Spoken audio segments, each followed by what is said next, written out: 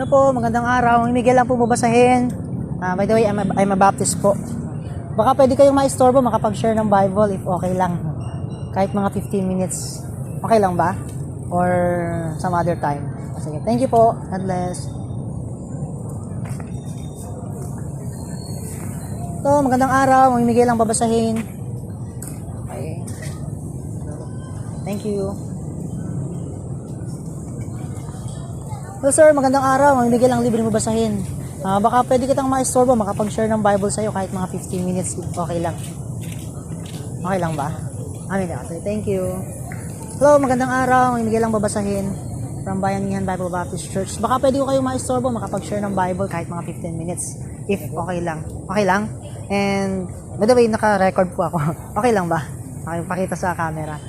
By the way, baba ako ng konti. Medyo ay, naka-ano pa. So actually, nag-vlog po ako kaya and before. And anyway, okay lang ba sa inyo? Parang nakakonsyos si ate. Okay lang. So, by the way, ako po ay Baptist. At the same time, teacher din po ako sa Vineyard Asia Technological College. So, I'm an independent fundamental Baptist Christian. So, yung akin pong binamimigay ay naglalaman po ng tuturo ng salita ng Diyos. Okay? And actually, nakalagay dito yung pakay ko po dito na gusto kong i-share sa inyo yung isang bagay na napakalaga sa buhay ng isang tao, which is yan po yung kaligtasan. So, what do we mean by kaligtasan? Sabihin, yung kaligtasan ng ating kaluluwa. Pag sinabing ligtas yung ating kaluluwa, sabihin, pupunta sa langit. So, let me ask you a question po. Okay lang ba nag-English ako ng pakonti-konti? Okay. So, what if dumating sa iyo yung kamatayan? Sure ka na bang sa langit ka pupunta? Ikaw, kuya. Ano ang pangalan mo, sir? Luigi and? Jasmine. Okay. So, hindi kayo sure na sa langit kayo pupunta. So, yun yung gusto kong i-share sa inyo.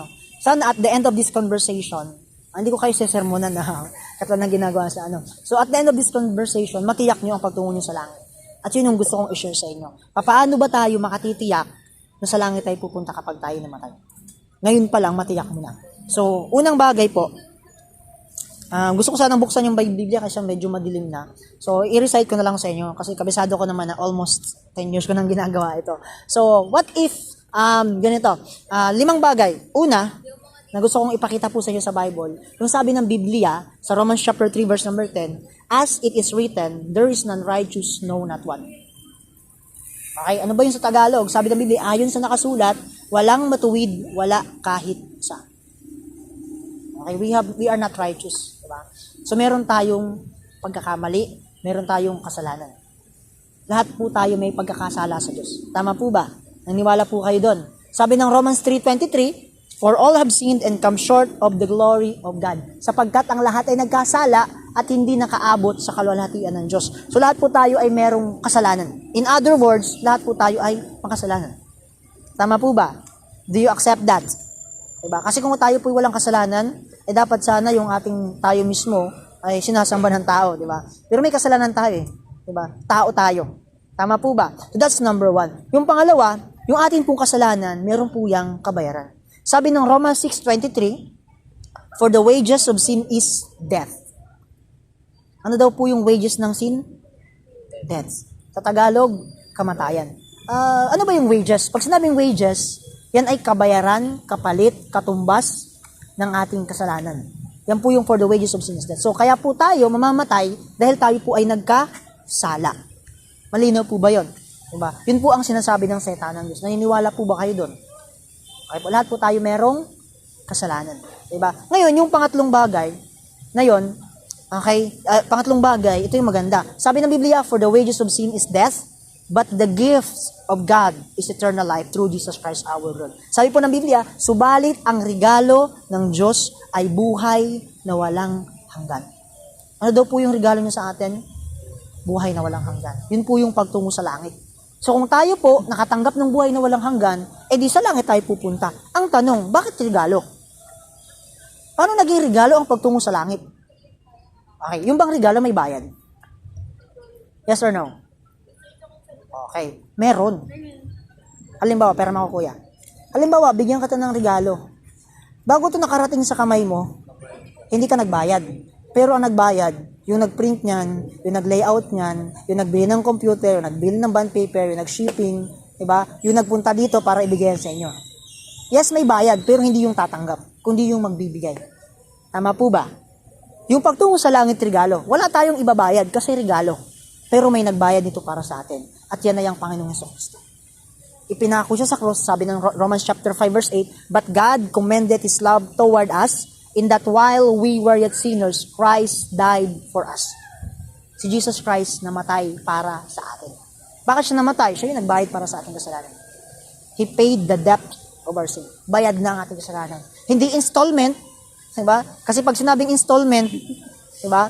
Parang yung motor ko, parang installment. Pag hindi ko nabayaran, okay, halimbawa, may nagbayad doon sa kalahati ng motor ko, hindi ko nabayaran yung kalahati, eh di, kukunin yun sa akin. Installment eh. Diba? Pero ang pagtungo sa langit, hindi installment. Namatay si Jesus Christ, ipinako sa krus, nagbayad para sa ating mga kasalanan. Paid in full. Bayad lahat. Kaya ang pagtungo sa langit, regalo. Ngayon, kung ang pagtungo sa langit, regalo, paano natin ito matatanggap? Okay. Bigyan kita ng halimbawa. Halimbawa, bigyan kita ng regalo. Pero sabihin ko siya, bago mo matanggap yung regalo, kailangan mo munang ngumiti. Regalo ba yun? Regalo yun. Sure ka? Di ba? Pag binigyan ka ng regalo, may ipinagawa sa'yo, maliit man o malaki, pag may pinagawa sa'yo, hindi siya regalo. Di ba? Pag mag-Christmas na naman, Christmas season, oh, may regalo si Ninong. O ano ka muna, kanta ka muna. It's not a gift. Di ba? Hindi siya regalo. O di kaya naman ang ginagawa pag sa eskwelahan o Christmas party, exchange gift. That is not a gift. Kasi ang regalo walang kapalit. Ang regalo walang ipapagawa sa'yo. Kaya nga ang pagtungo sa langit, hindi sa pagsapi sa relihiyon, hindi sa paggawa ng mabuti, bagamat tama yun, hindi sa anumang mga bagay na gagawin natin. Hindi sa pagsisisi sa mga kasalanan, kasi mahirap yun, talikuran ng kasalanan, di ba? Pero ang sabi ng Biblia, ang pagtungo sa langit, ito ay regalo. The question is, paano kung matatanggap yung regalo? That's number 4. Sabi ng Romans chapter 10, verse number 9, that if thou shalt confess with thy mouth the Lord Jesus, and shall believe in your heart that God raised Him from the dead, thou shalt be saved. Sabi sa Tagalog, kung ipapahayag mo sa iyong bibig ang Panginoong Yesus, at magtitiwala ka sa iyong puso na siya ay binuhay ng Diyos mula sa mga patay, ikaw ay maliligtas. Paano ka maliligtas? Simple lang. Put your faith on Jesus Christ. What do we mean by faith? Sabi ng John 3:16, "For God so loved the world, that He gave His only begotten Son, that whosoever believeth in Him should not perish but have everlasting life." Bilis, ang Tagalogin natin, gayon na lamang inibig ng Diyos ang sanlibutan, na Kanyang ibinigay ang Kanyang kaisa-isang isinilang na anak, na kung sino man ang manampalataya sa Kanya. Anong kailangan? Magtiwala, manampalataya sa Kanya, ay hindi na mapapahamak, kundi magkakaroon ng buhay na walang hanggan. Paano magkaroon ng buhay na walang hanggan? Matanggap yung regalo ng buhay na walang hanggan? Just put your faith in Jesus Christ. What do we mean by faith? Simple lang. Magtiwala. Okay? Tinagalog ko lang. Kasi pag sinabi magtiwala, ibig sabihin, magtiwala. Okay? Paano ba natin bibigyan pakahulugan yan? Okay, parang ganito yan. Pag sinabing nagtiwala ka sa isang tao, hindi ka magdududa sa kanya. Tama? Kaya naman, yung pagkaupo nyo ngayon, di ba? Hindi ba kayo kinakabahan baka mag-iba yung inupuan nyo? Hindi, di ba? Kasi may tiwala kayo din sa upuan. So kapag may tiwala ka, meron kang confident. Panatag ka, sigurado ka, relax ka. Di ba? Pag nagtiwala ka, hindi ka pwedeng, nagmamotor ka ba? Ikaw? Hindi rin. Okay. Pag nagsakay ka, sumasay naman kayo sa motor. Diba? Pag nagmotor ka at nakaangkas ka, pag wala kang tiwala dun sa driver, hindi ka sasakay. Tama? Ang gagawin mo, ako na magdadrive. Diba? So tutulungan mo siya. Kasi hindi wala kang tiwala. Ang maraming tao, tinutulungan nila si Kristong iligtas sila. Kaya sabi nila, magpakabait, magpakabuti. No, it's not that. Okay? Ang pagtungo sa langit, just put your faith. Mag-relax ka sa Panginoon, magtiwala ka sa Kanya bilang tagapagligtas. Ibig sabihin na magtiwala, put your faith. Ano pong itutukoy natin na pagtitiwala? Ibig sabihin, kung dati, nagtitiwala tayo sa ating sarili para pumunta sa langit, nagtitiwala tayo sa ating ginagawang mabuti, nagtitiwala tayo sa ating relihiyon, nagtitiwala tayo sa maraming bagay na ginagawa natin, ngayon hindi na. Kaya sa Kristo mo na ipagtitiwala ang pagtungo mo sa langit. Yun po yung faith. Malinaw po ba yun? Do you accept that? If that is yes, magandang bagay yun. Okay, ngayon ang tanong, magdi-decide ka ba ngayon na magtiwala kay Kristo para sa kaligtasan mo? Yes or no? Okay. Hindi ko tinatanong kung magtitiwala ka kay Jesus Christ na yayaman ka.